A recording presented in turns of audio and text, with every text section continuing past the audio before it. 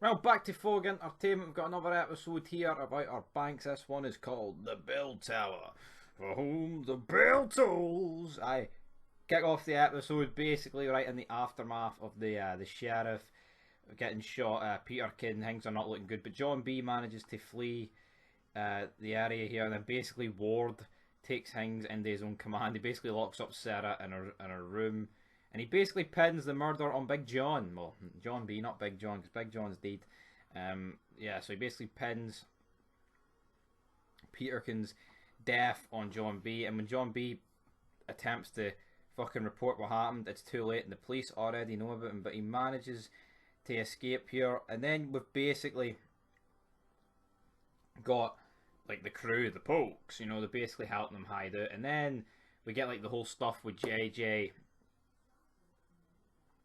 They're going to use his dad's boat as cigarette boat, motherfucker, and then you've got a lot more stuff happening in this episode, like Sarah managing to get out of her room due to her sister's help. I mean, she was pretending to cry here, which kind of a wee bit fucking with your sister like that, like, but at the same time, I guess, yeah, I mean, it makes a total sense. But what I liked about this episode, it's like the fact that Pope starts freaking out because obviously he gets shafted here, essentially, you know, because of the what am I talking about? Who gets shafted here? Was it Pope? Fucking hell, have I just forgot something here? No.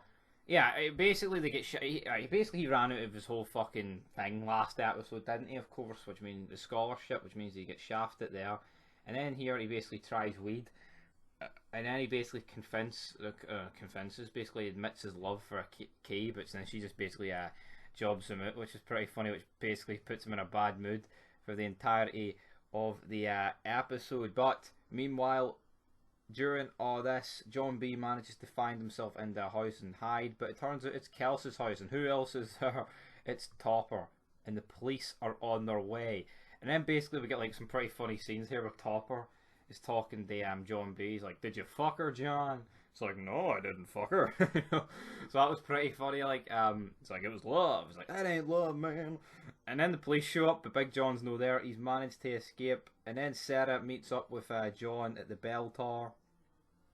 Topper, though, follows them in, and also so does Kels and Rafe. Rafe, though, sets fire to the things. Topper says he will prove to Sarah that he loves her. Um,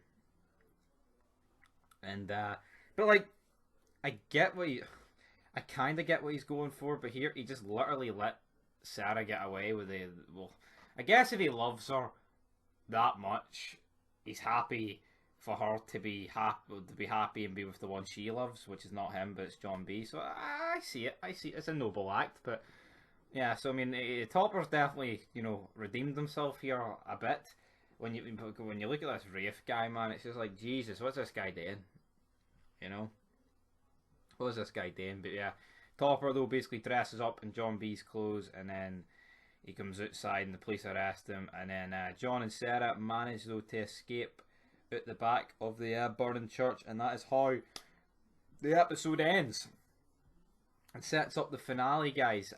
Action packed, but it's like long term. How can I say long term, but like how can Ward continue to pin the murders on John B and shit like that, like Rafe after killing him, but yet like Sarah's still out there,